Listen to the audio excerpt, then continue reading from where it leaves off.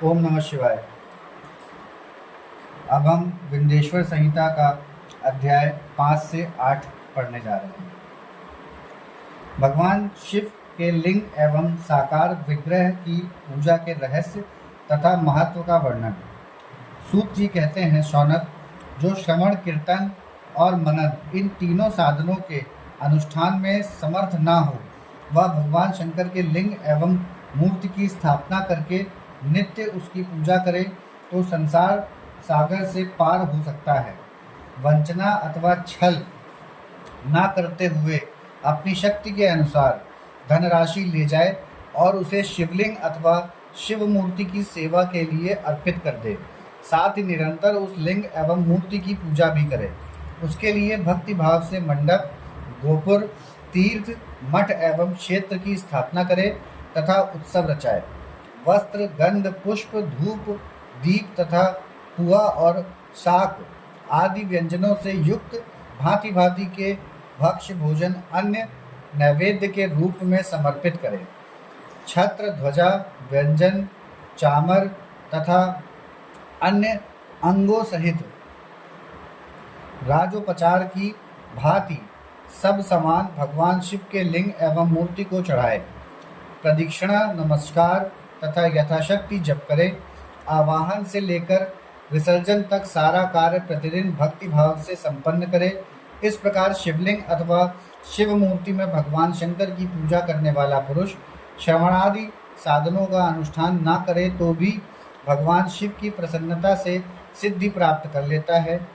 पहले के बहुत से महात्मा पुरुष लिंग तथा शिव मूर्ति की पूजा करने मात्र से भवबंधन से मुक्त हो चुके हैं। ऋषियों ने पूछा, मूर्ति में ही सर्वत्र देवताओं की पूजा होती है, लिंग में नहीं, परंतु भगवान शिव की पूजा सब जगह मूर्ति में और लिंग में भी क्यों की जाती है? सूत जी ने कहा, मुनीश्वरों, तुम्हारा यह प्रश्न तो बड़ा ही पवित्र और अत्यंत अद्भुत है। इस विषय में महादेव जी ही वक्ता हो सकते हैं। दूसरा कोई पुरुष कभी और कहीं भी इसका प्रतिपादन नहीं कर सकता। इस प्रश्न के समाधान के लिए भगवान शिव ने जो कुछ कहा है और उसे मैंने गुरु जी के मुख से जिस प्रकार सुना है, उसी तरह क्रमशः वर्णन करूंगा। एकमात्र भगवान शिव ही ब्रह्म स्वरूप होने के कारण निष्कल, निराकार कहे गए हैं। रूपवान होने के कारण उन्हें सकल भी कहा गया है, इसलिए वे सकल और निष्कल दोनों हैं। शिव के निष्कल, निराकार होने के कारण ही उनकी पूजा का आधारभूत लिंग भी निराकार ही प्राप्त हुआ है, अर्थात शिवलिंग शिव के निराकार स्वरूप का प्रतीक है। इस तरह शिव के सकल या साकार होने के कारण उनकी पूजा का आधारभूत विग्रह साकार प्राप्त होता है, अर्थात शिव का साकार विग्रह उनके साकार स्वरूप का प्रतीक होता है।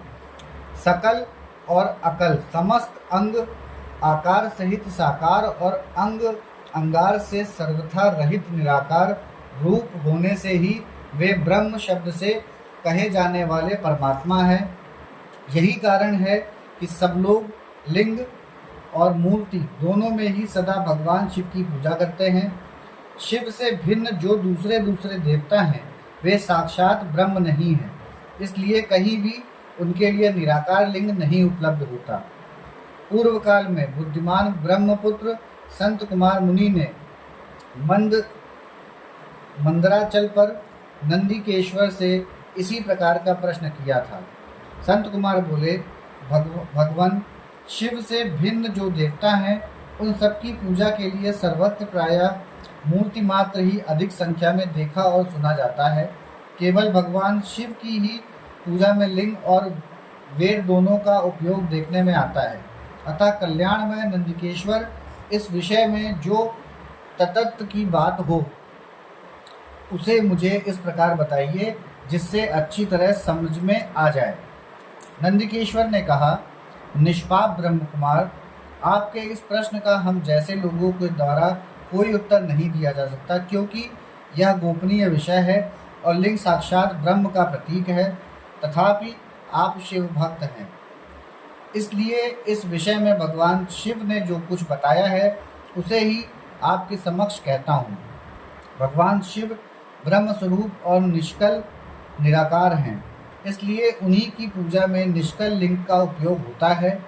संपूर्ण वेदों का यही मत है। संत कुमार बोले, महाभाग योगींद्र, आपने भगवान शिव तथा दूसरे देवताओं के पूजन में लिंग और वेद के प्रचार का जो रहस्य विभाग पूर्वक बताया है वह यथार्थ है।